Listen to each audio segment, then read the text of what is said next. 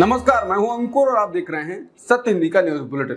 एक नजर अब तक की सुर्खियों। पहलवान साक्षी मलिक ने बुधवार को कहा कि भारतीय कुश्ती महासंघ के पूर्व प्रमुख ब्रजभूषण के गुंडे सक्रिय हो गए। ब्रजभूषण के करीबी संजय सिंह के फेडरेशन का अध्यक्ष चुने जाने के बाद कुश्ती से संन्यास लेने की घोषणा करने वाली साक्षी ने कहा कि उनकी मां को धमकी भरे फोन आ रहे हैं।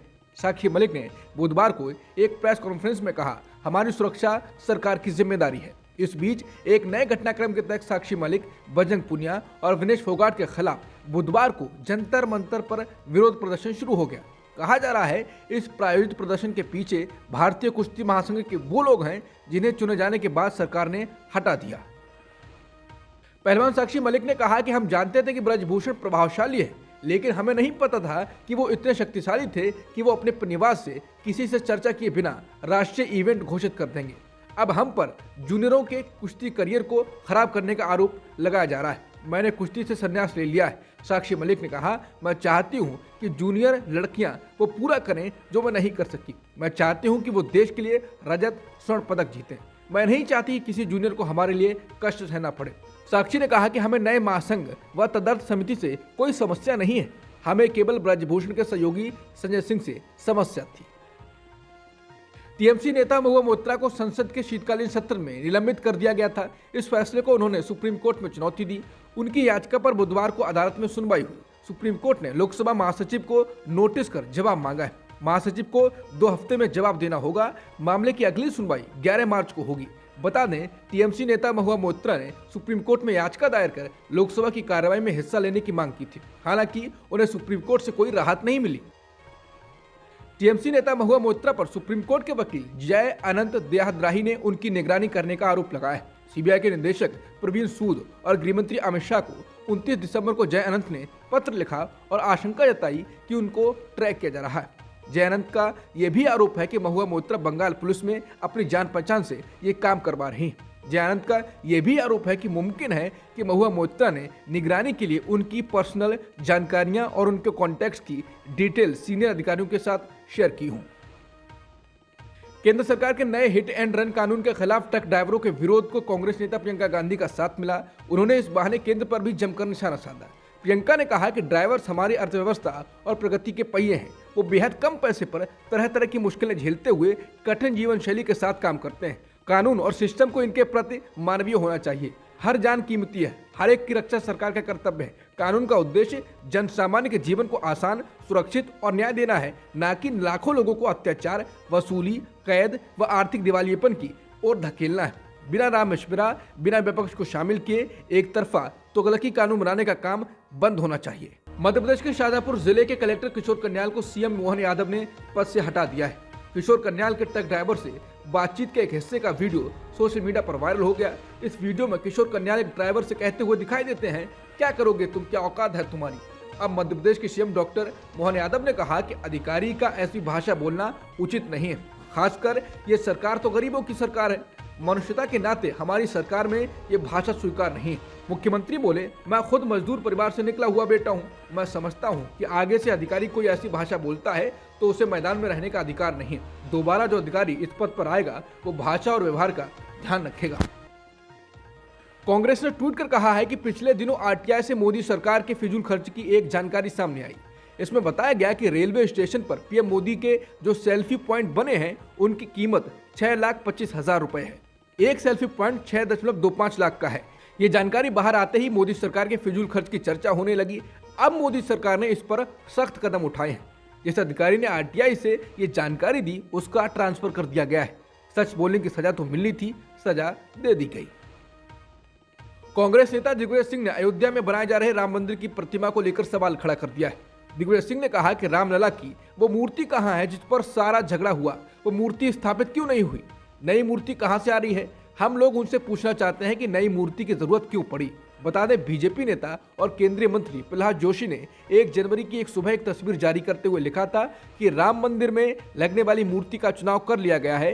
ये मूर्ति दक्षिण भारतीय मूर्तिकार योगीराज अरुण ने बनाई है। हालांकि इस मामले में अब तक राम जन्मभूमि क्षेत्र ट्रस्ट की ओर से अंतिम घोषणा नहीं की गई है, लेकिन जिस मूर्ति का जिक्र दिग्विजय सिंह कर रहे हैं उसे रामलला की मूर्ति के रूप में मान्यता हासिल है। ये मूर्ति साल 1949 से त्रिपाल से ढके एक अस्थायी मंदिर में रखी हुई थी, जिसे मंदिर निर्माण का काम शुरू होने के बाद हटाया गया। मध्य प्रदेश के पूर्व मुख्यमंत्री शिवराज सिंह चौहान ने बुधवार को अपने गृह क्षेत्र बुधनी में आयोजित जनसभा के दौरान मुख्यमंत्री न बनाए जाने पर एक बार फिर टिप्पणी की। इस जनसभा के दौरान भीड़ में से कुछ महिलाओं ने चिल्लाते हुए कहा, हमें छोड़कर कहीं ना जाना भैया। शिवराज सिंह ने इसका जवाब देते हुए कहा, कहीं नहीं जाऊंगा, जीऊंगा यहाँ और मरूंगा यहाँ, चिंता मत करना। इसके बाद उन्होंने खुद को मुख्यमंत्री न बनाए जाने पर कहा, कहीं ना कहीं कोई बड़ा उद्देश्य होगा यार। कई बार राजतिलक होते होते वनवास भी हो जाता है। हिंडनबर्ग अडानी मामले में सुप्रीम कोर्ट का फैसला आ गया है और अडानी समूह को बड़ी राहत मिली है। सेबी की जांच रिपोर्ट में दखल देने से सुप्रीम कोर्ट ने इनकार कर दिया है। 3 जजों की बेंच ने कहा है कि सेबी की जांच उचित है और वो इस मामले की जांच के लिए सक्षम एजेंसी है। सुप्रीम कोर्ट ने सेबी से जांच ट्रांसफर करते हुए एसआईटी से जांच से इनकार कर दिया। लाइव लॉ के मुताबिक भारत के मुख्य न्यायाधीश डीवाई चंद्रचूड़ ने कहा, सेबी की जांच में दखल देने को लेकर सुप्रीम कोर्ट के अधिकार सीमित हैं। सेबी ने 22 में से 20 मामलों की जांच की है। हमने सेबी से बचे हुए 2 मामलों की जांच अगले 3 महीनों में पूरा करने के लिए कहा है। सुप्रीम कोर्ट ने कहा, इस बात का कोई आधार नहीं बनता कि जांच सेबी से लेकर एसआईटी या किसी दूसरी एजेंसी को दी जाए। सुप्रीम कोर्ट ने बुधवार को अडानी हिंडनबर्ग मामले में सेबी की जांच एसआईटी को सौंपने से इनकार करने के बाद गौतम अडानी ने अदालत के फैसले की सराहना करते हुए कहा कि सच्चाई की जीत हुई है। गौतम अडानी ने कहा, सुप्रीम कोर्ट के आदेश से पता चलता है कि सत्य की जीत हुई, सत्यमेव जयते। मैं अपना साथ देने वालों के प्रति आभारी हूं। भारत के विकास में हमारा योगदान जारी रहेगा। सुप्रीम कोर्ट के फैसले के बाद उद्योगपति गौतम अडानी की कंपनियों के शेयरों में उछाल देखने को मिला है। फैसले के बाद अडानी समूह की कंपनियों के शेयरों के दाम सुप्रीम कोर्ट के फैसले के बाद 11% तक बढ़ गए। शुरुआत में ये बढ़त 16% तक हुई, लेकिन कुछ देर बाद कई कंपनियों के शेयरों में गिरावट भी दिखी।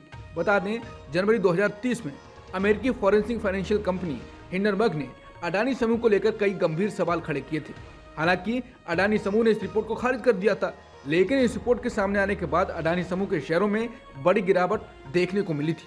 इंडियन एक्सप्रेस की रिपोर्ट के मुताबिक आईआईटी बीएचयू के कथित गैंगरेप मामले के 3 आरोपियों ने पूछताछ के दौरान बड़ा खुलासा किया है। रिपोर्ट के अनुसार पूछताछ के दौरान उन्होंने पुलिस को बताया कि वो परिसर में छेड़छाड़ की 3 और घटनाओं में शामिल थे और वो कथित तौर पर ऐसे मौकों की तलाश में रोज परिसर का दौरा करते थे।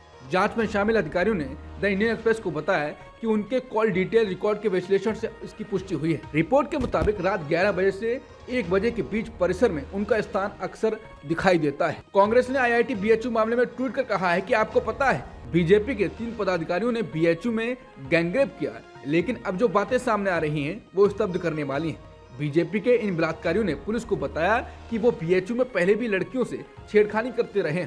बीजेपी के ये तीनों बलात्कारी अक्सर लड़कियों का पीछा करते, उनका दुपट्टा खींचते, उनसे छेड़छाड़ करते। खास तौर से रात के वक्त ये बीएचयू कैंपस में जाते ताकि लड़कियों को छेड़ सकें। कितनी घिनौनी मानसिकता इनकी है। ट्वीट में कांग्रेस ने आरोपियों के साथ पीएम मोदी और स्मृति ईरानी के फोटो भी साझा किए हैं। दिल्ली के मुख्यमंत्री अरविंद केजरीवाल बुधवार को ईडी के एक और समन पर नहीं पहुंचे। ये तीसरी बार है जब केजरीवाल ने ईडी के दिए नोटिस पर पेश नहीं होने का फैसला किया है। न्यूज एजेंसी पीटीआई और एएनआई के मुताबिक केजरीवाल ने इस बारे में ईडी को लिखित में जवाब भेजा है। इस चिट्ठी में आम आदमी पार्टी ने कहा है कि केजरीवाल जांच एजेंसी का सहयोग करने के लिए तैयार है, लेकिन ये दावा भी किया जाता है कि एजेंसी ने ये नोटिस केजरीवाल को गिरफ्तार करने के लिए भेजा है। पीटीआई के मुताबिक पार्टी ने आरोप लगाया है कि चुनावों से ठीक पहले नोटिस क्यों भेजा गया है। ये नोटिस साजिश है ताकि केजरीवाल को चुनावी अभियान करने से रोका जाए। केजरीवाल और आम आदमी पार्टी की ओर से सोशल मीडिया पर इस बारे में अब तक कोई जानकारी नहीं दी गई है। दिल्ली के मंत्री सौरभ भारद्वाज ने बुधवार को कहा कि मनीष सिसोदिया 1 साल से गिरफ्तार हैं। वो मनीष सिसोदिया के खिलाफ कोई सबूत नहीं जुटा पाए और अब अरविंद केजरीवाल को गिरफ्तार करने की तैयारी की जा रही है। विपक्षी नेताओं की गिरफ्तारी के लिए लगातार प्रयास किए जा रहे हैं। बीजेपी नेताओं के खिलाफ कई मामले सामने आते हैं, लेकिन उन पर कोई कार्रवाई नहीं होती है।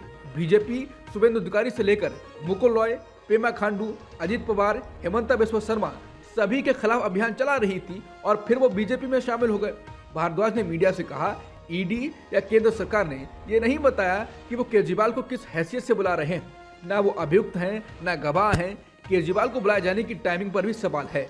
चुनावों से पहले केजरीवाल को गिरफ्तार करने की साजिश की जा रही है ताकि वो लोकसभा चुनावों के अभियान में ना जा पाएं और उन्हें जेल में बंद कर दिया जाए। ईडी ने झारखंड में कथित अवैध खनन की मनी लॉन्ड्रिंग जांच के तहत बुधवार सुबह रांची में झारखंड के मुख्यमंत्री हेमंत सोरेन के कुछ करीबी सहयोगियों के परिसरों पर छापेमारी की। ईडी के छापे के घेरे में आए अभिषेक प्रसाद हेमंत के प्रेस सलाहकार हैं। एएनआई के मुताबिक अभिषेक प्रसाद के आवास और साहिबगंज के डिप्टी कमिश्नर के आवास सहित 12 स्थानों पर तलाशी ली जा रही है। ये छापेमारी तब हुई जब मुख्यमंत्री ने ईडी द्वारा जारी समन को नजरअंदाज कर दिया और कहा कि उन्होंने पहले ही एजेंसी को अपनी संपत्तियों के सभी विवरण उपलब्ध करा दिए हैं और समन अवैध है। केपटाउन टेस्ट के पहले ही दिन दक्षिण अफ्रीका की पहली पारी 55 रनों पर सिमट गई। भारत की ओर से सबसे अधिक 6 विकेट मोहम्मद सिराज ने झटके। इसके अलावा बुमराह और मुकेश कुमार ने 2-2 विकेट लिए। दक्षिण अफ्रीका की टीम ने टॉस जीतकर पहले बल्लेबाजी चुनी थी। अब तक की सुर्खियों में इतना ही। बाकी खबरों के लिए बने रहिए सत्यहिंदी.com के साथ।